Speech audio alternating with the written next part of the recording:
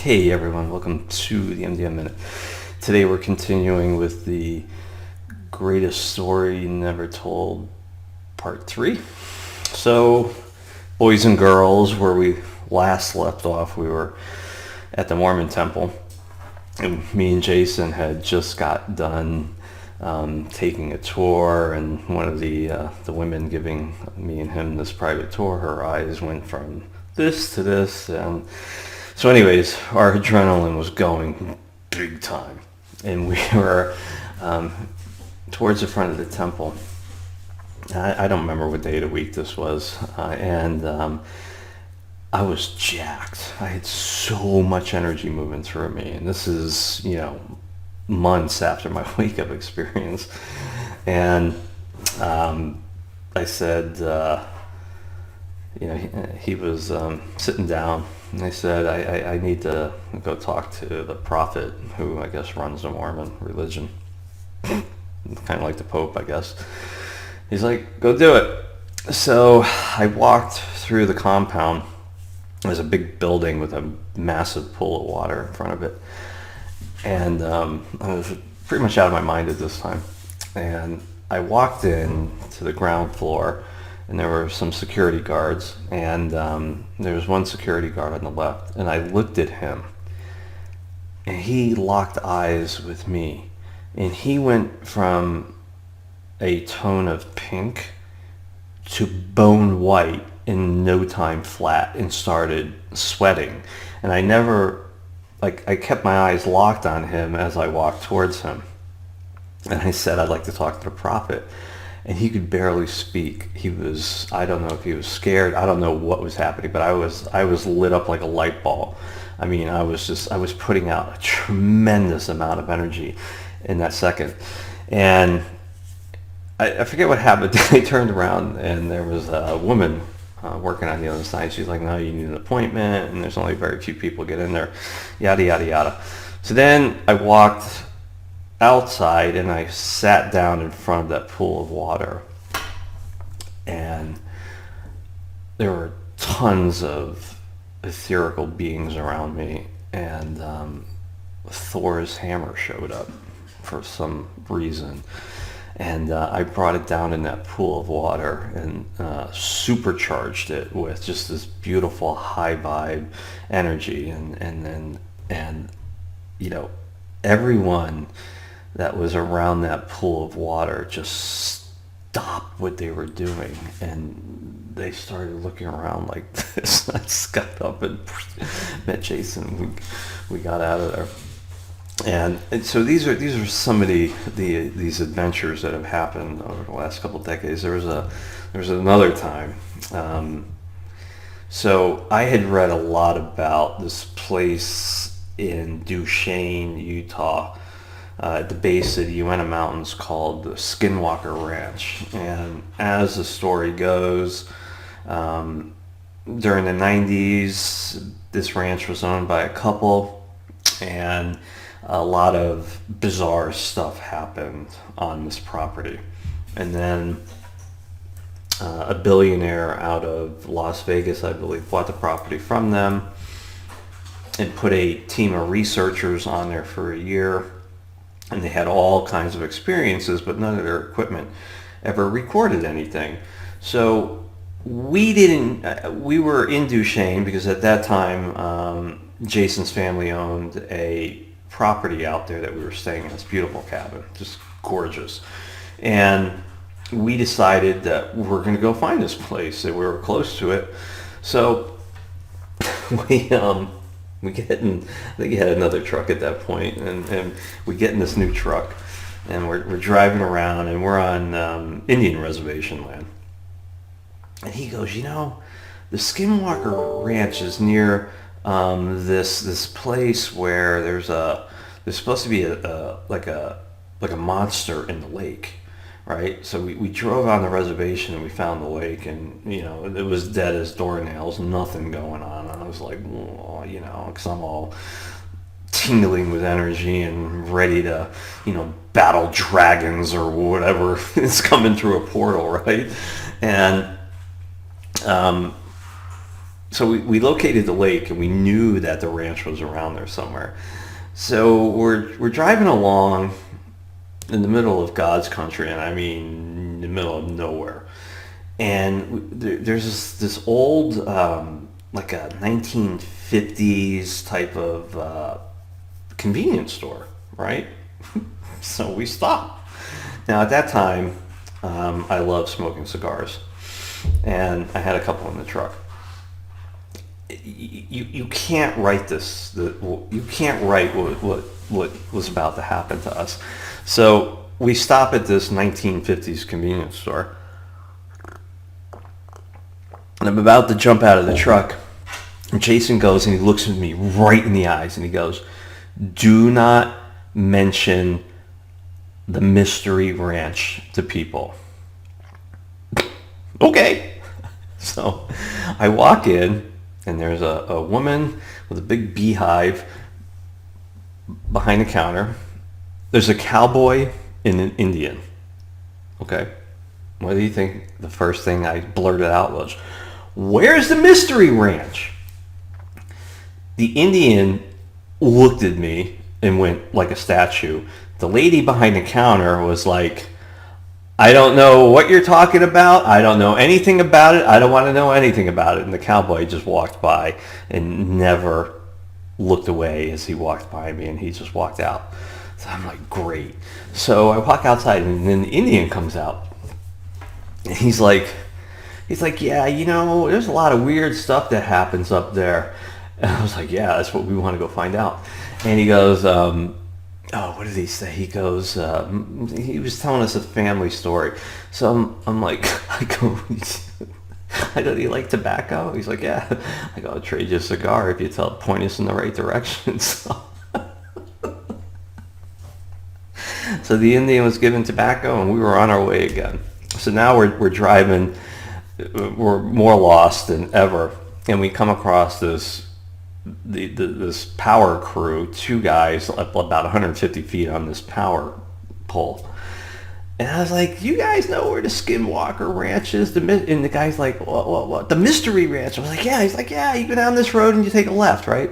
So now we're pumped. We're really close. We're about a mile from it.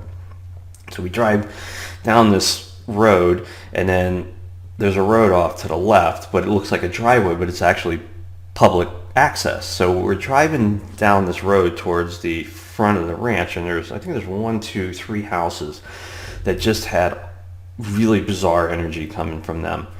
So we got to the ranch, the gate, and the gate was like triple padlocked, and there were pools of water kind of on the land here and there, and it was dead.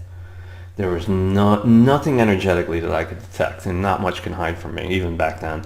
And so we decided to leave. So we leave, we take a left, and there was a truck that came out of nowhere. I mean, we have no idea where it came from. Big truck with blacked windows, blacked out.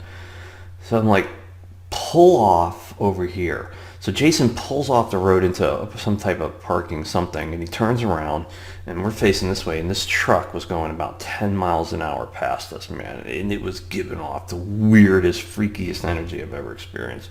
So that was kind of another experience. And on that same trip, we were in the Uenas, and I had a walk-in. So a walk-in to me is where spirit energy walks into you. You're fully conscious. You can stop it at any time. But I started speaking this bizarre language, and we actually recorded it back then. And it was the story of, God, man, this is so long ago, how the Indians were wronged on this piece of property we were on, and I'm like kind of just bizarre stuff that was happening. And the Uinta Mountains is a very magical place. It's a mountain chain in northeastern Utah. It's about 100 miles by 10 miles, and it's got some huge peaks on there, but it's absolutely beautiful, but there's a lot of mystery. There's a story that goes in this area that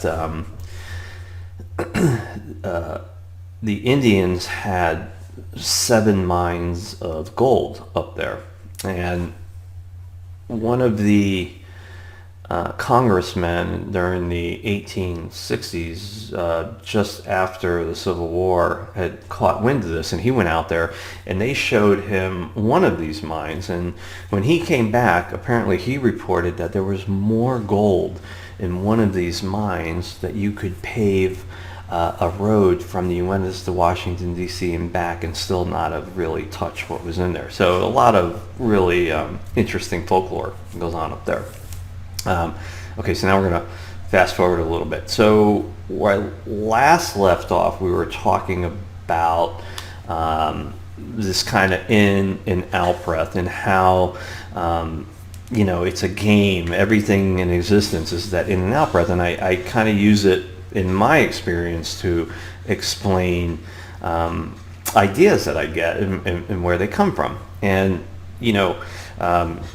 just a quick recap, when people ask me, well, how did you get where you do and what you're doing? And I said, well, it just starts with an act of kindness, right? You smile at somebody, you get involved, you do stuff, and the universe will give you information about something if you recognize it, and what you do with that information determines if you move to a higher octave. And so I got started just doing, I guess, energy sessions with people. So when I first started doing energy sessions with people, I was like kind of like this 800-pound gorilla, right?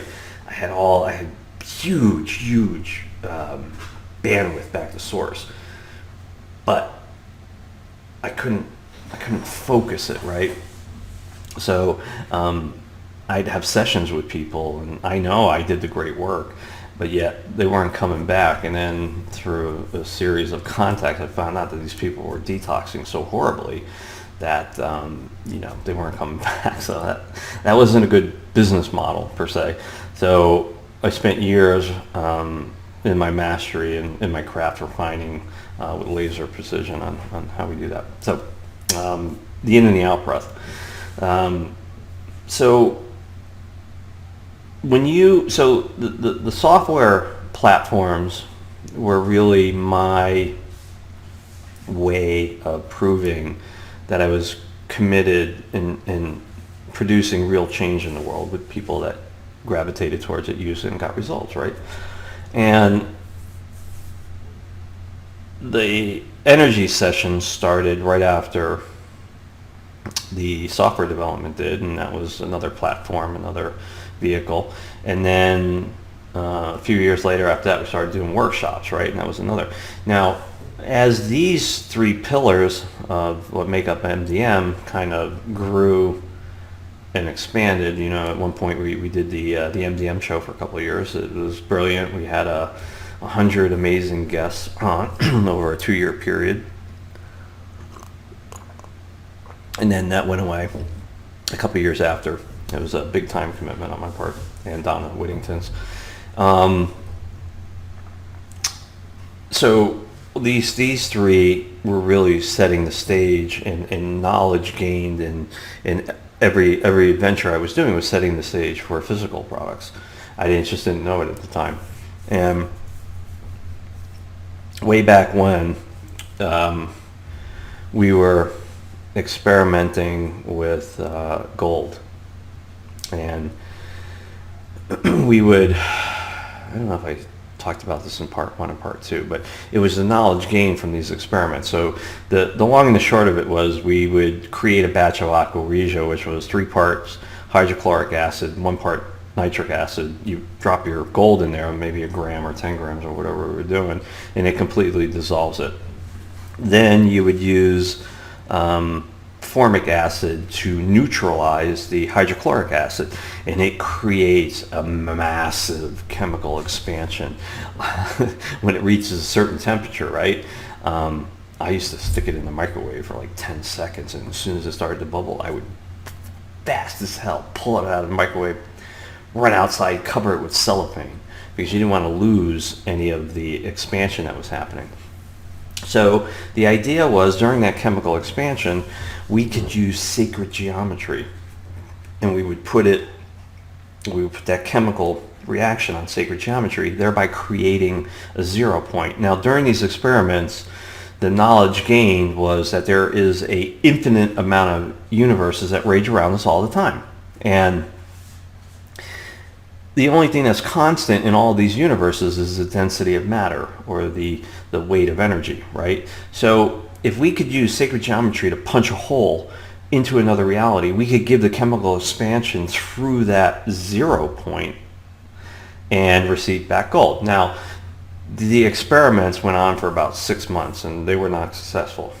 But the knowledge gained would then set the stage for the first physical product that came, I don't know, 10 years later, 12 years later, whatever it was.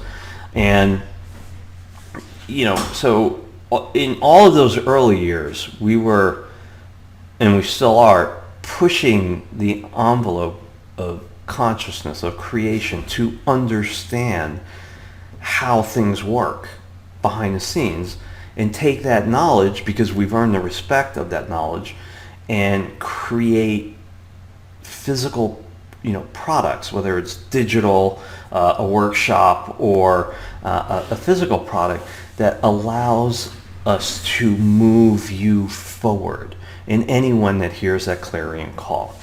So that experimentation eventually led to a revolutionary product called the harmonic field amplifier, A New Way to Travel, which came into the MDM store. It was the first product that I've ever created, physical product. And I had taken knowledge, that sacred knowledge, ancient knowledge that was given to me, and I had made a viable product. So it had a 0 point, it had a spiral on it, clockwise and then counterclockwise. And it was made from copper. Copper's been used for time immemorial to, treat diseases, bacteria, kills viruses, and everything else. It tracks and kills negativity. And silver is used in all kinds of electronic components that we use every day. The silver in the HFA creates and stabilizes a massive field. And when you activate this device and you put it in your car, it takes all the negativity out of you in your car and the immediately surrounding areas, and washes it through the 0 point, aka pushing something through the 0 point, receiving back positive energy. So, I'm not going to get into testimonials. You can go read them and watch them yourself on the website. But because that product was completed and was working, I was given another idea for the HFA Mini, which is a beautiful pendant you wear on your neck. It shields your entire energetic field from all negativity. Then the HFA Plus came online, which was the big guy for your home and office, right? Takes all negativity out of your home and office, gone. Then, because I had proven that, then we started getting into different product designs and some beautiful, crazy stuff. So after about a year of that,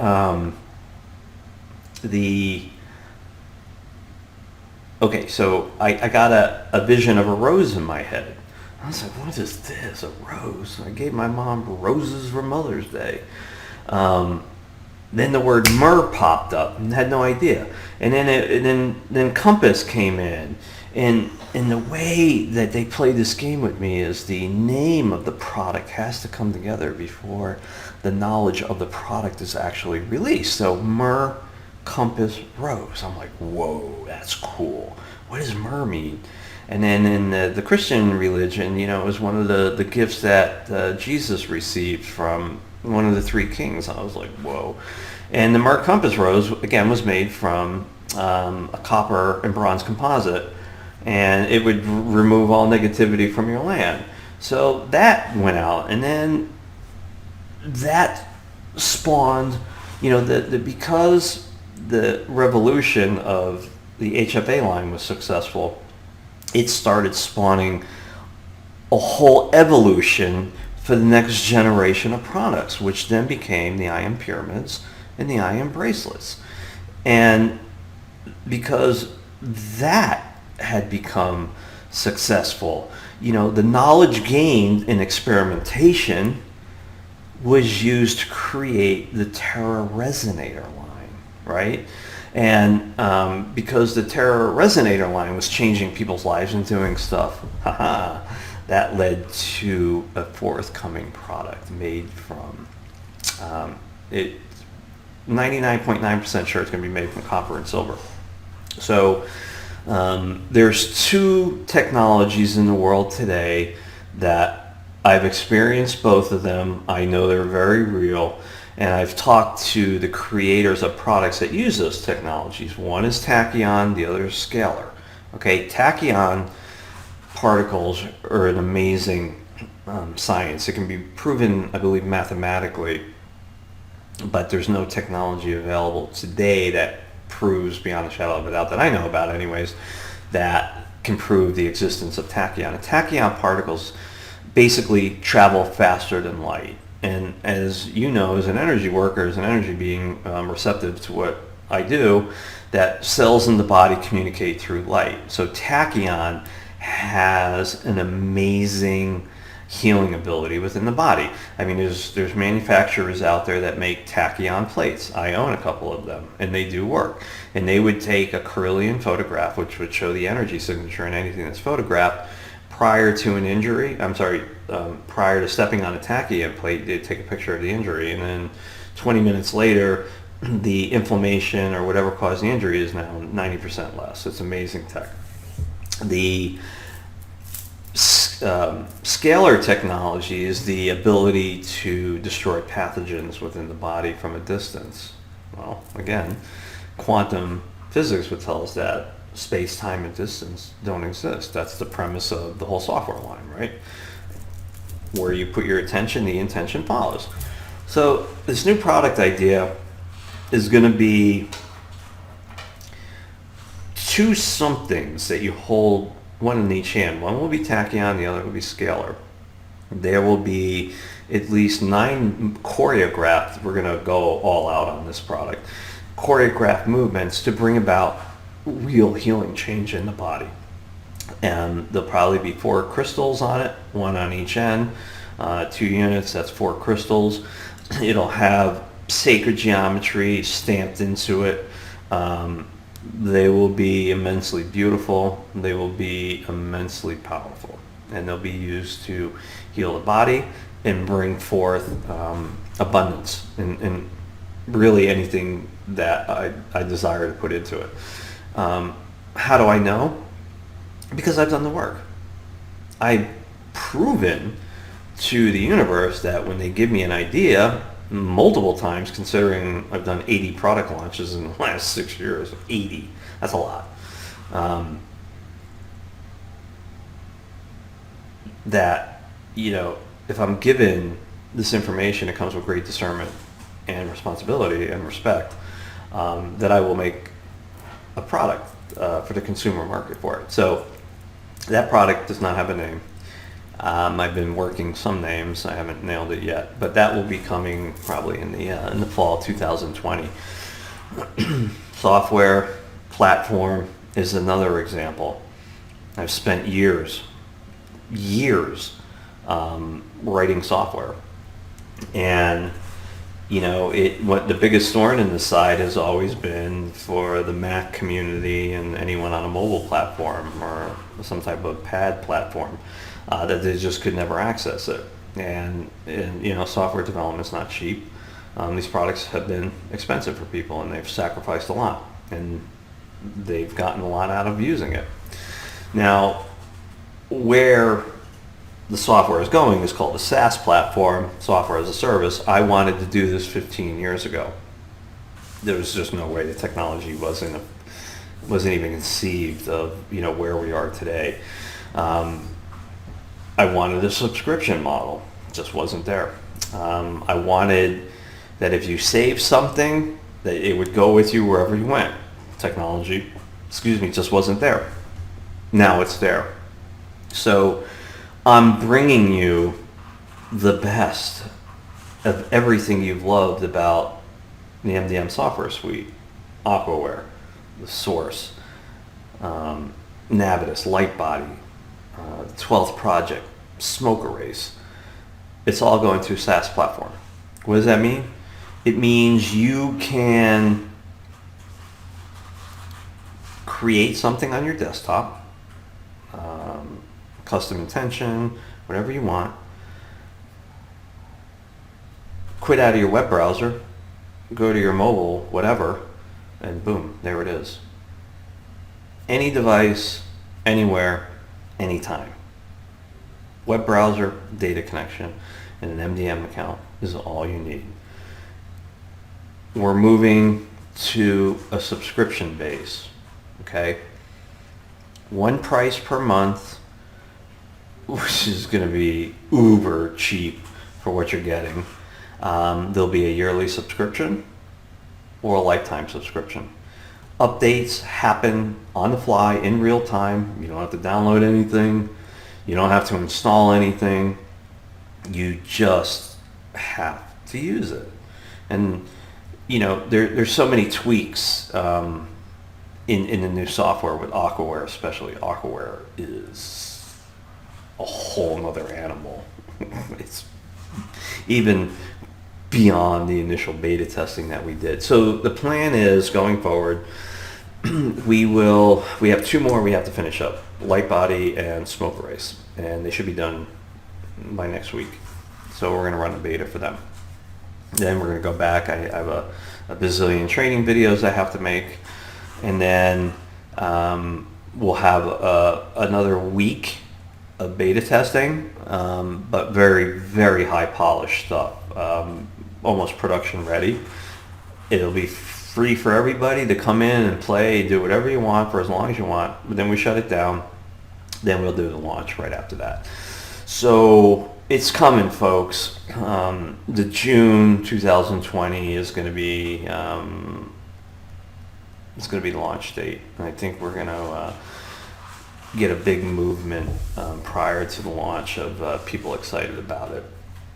It's everything I've always wanted, just technology wasn't ready. I mean, my thinking was way ahead of its time, way back then, and this product it's beautiful.